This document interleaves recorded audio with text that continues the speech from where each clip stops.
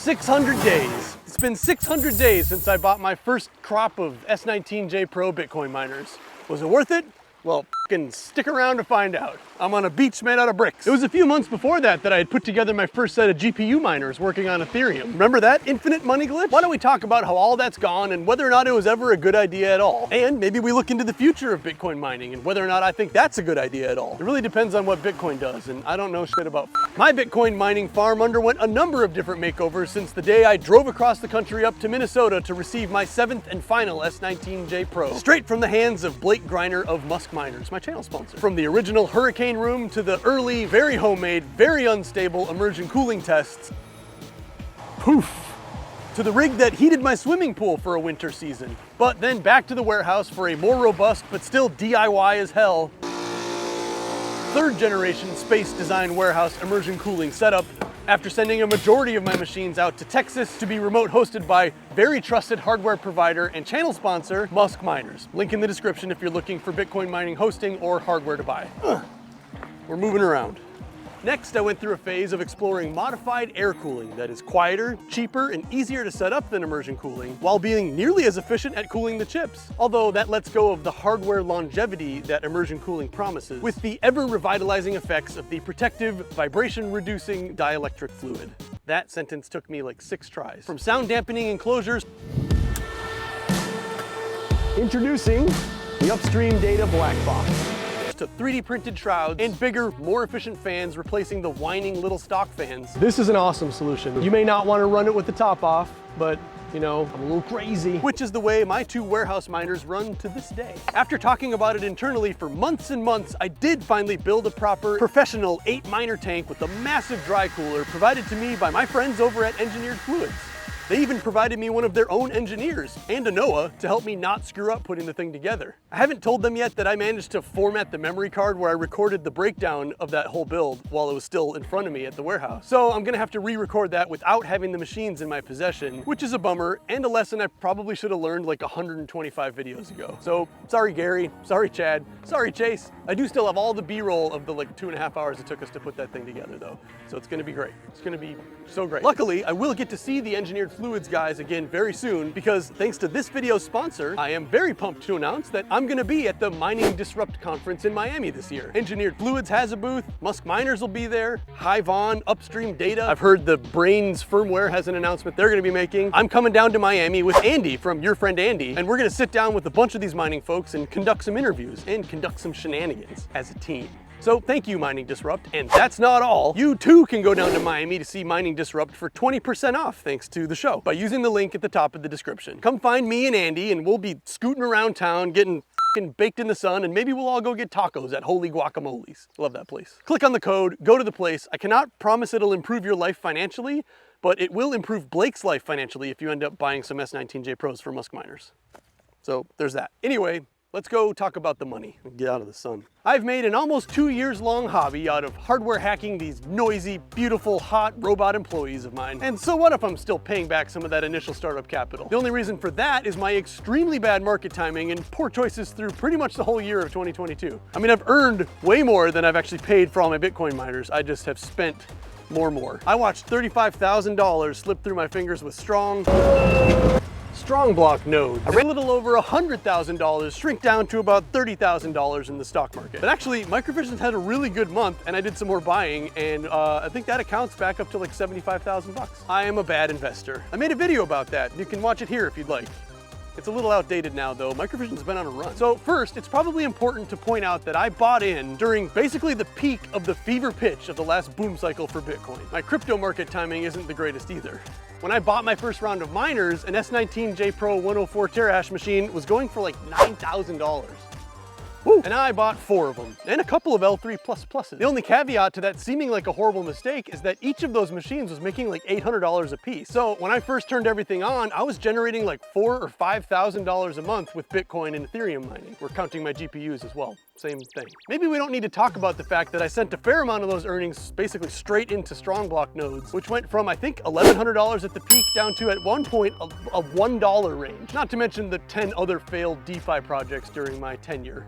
barf. It looks like the total amount of Bitcoin I've managed to pull in over the last 600 days, including running a cluster of RTX 3080s for some amount of time on NiceHash and then having all of that income converted into Bitcoin, as well as the 3 L3++s and now 7 S19J Pros of various speeds, sometimes overclocked, more recently underclocked. Underclocking is the new overclocking. He wears the same shirt in his Bitmoji. It's a grand total of 2.3717 BTC. Ooh, that's $63,759 in 2023 Bitcoin vintage. Some of that went to paying off the debt of buying them in the first place. A lot of it went to terrible decisions gambling in the markets. And what remains now in my wallet is 0.614 BTC, worth a whopping $16,506 today, which could be 1,000 more or 1,000 less tomorrow. I hope this video serves as an entertaining time capsule for the time way back when little over half a Bitcoin was only worth $16,000. I've got another 4 Ether staked in Coinbase. I don't remember how much of that I mined or how much of that I bought. So these historical numbers are rather approximate, but I guess it doesn't really matter because mining Bitcoin makes less and less Bitcoin all the time. Previous figures don't predict future earnings. It is the way. That's supposed to be just fine. Because of the way scarcity works, Bitcoin, for as long as it continues to exist, has to go up in value over time by design. But at current, this world has sort of found a way to hammer down the price of basically everything.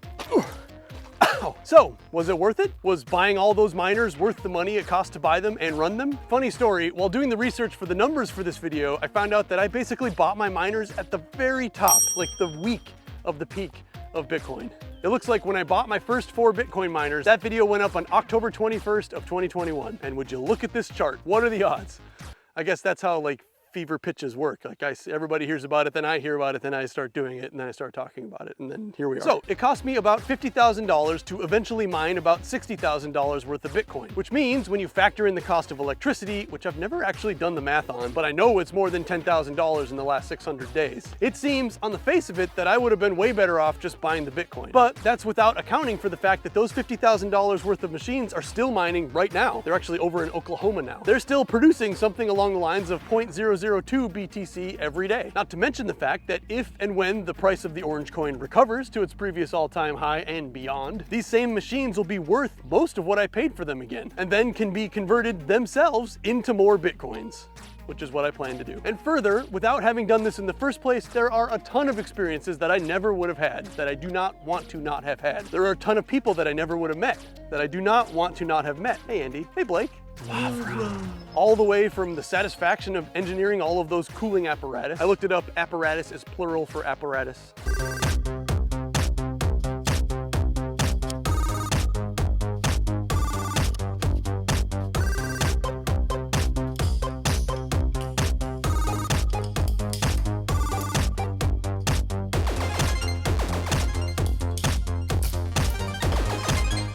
To visiting flare gas facilities in Texas and Louisiana.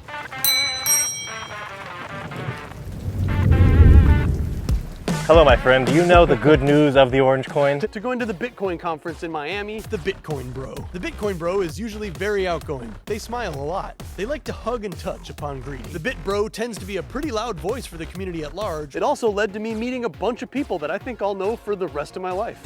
I have convinced 3 guys from Crypto Finance YouTube to come to my warehouse and compete in 3 events that hopefully they're not that good at for your entertainment. My name is Nicholas Johnson, and this is the Space Warehouse Games. Also, people like Andy. I think we end up down some foggy path towards riches on a figurative boat together down a river in South America with a figurative backpack full of bug spray and Cap'n Crunch Oops All Berry cereal. And also my channel sponsors, Blake Greiner and Chris from Musk Miners, serving your Bitcoin mining hardware needs 24 hours a day in my Discord server, link below. Do you want to mine Bitcoin? I know you do. Call Blake and Chris or email them. There's links below. Anyway, I guess I also can't ignore the fact that with a little less than 2 million views on YouTube, I've made another $60,000 or so through various sponsorships, affiliate links, and AdSense. And none of that would have been possible without the mining. So yes, it has been worth doing it. It might even be worth starting right now, but that has always been and always will be a gamble. On one hand, Bitcoin mining hardware is way cheaper now than it used to be, but after the halving sometime next year, the price of Bitcoin will have to go up pretty far in order for machines not to lose money paying for the electricity that runs them. The double duty of working out a way for them to heat your house in the wintertime really does add to their value, unless you live in Florida like I do. So, I don't know, but if you believe Andy and Colin and James and the Hobbyist and Summer, we'll be in 6-figure territory by 2025. I have implored these 5 other people of YouTube to help me in making predictions about the future. And by then, I'll have a couple more Bitcoins still out of that initial hardware purchase. So it seems like it's worth it to me. This whole thing seems like it was worth it to me. I'm gonna get to work on that engineered fluids tank video. While it does put to shame all of the rinky-dink home builds that I've ever done, it also totally certifies my backyard engineering efforts. They spent years working on their flow plates for the bottom of the tank design, so much so that when I made the video, they said I cannot show those things. I gotta fuzz them out because the engineering is so secret. And I managed to build one of those on my own out of a lattice of CPVC piping and a bunch of river rocks set just such a way in the bottom of a tank I made, with almost equal efficacy. Take that, Gary, or hire me, I don't know.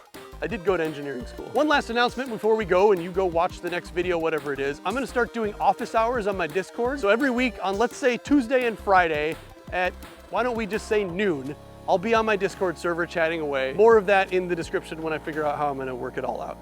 I'm actually in New York and I'm gonna fly back to Orlando kind of right now. I'm gonna leave now. This has been Kingston, upstate New York at the Hutton Brickyards where I've been messing around doing production for this show. But it's open now and I've got nothing else to do.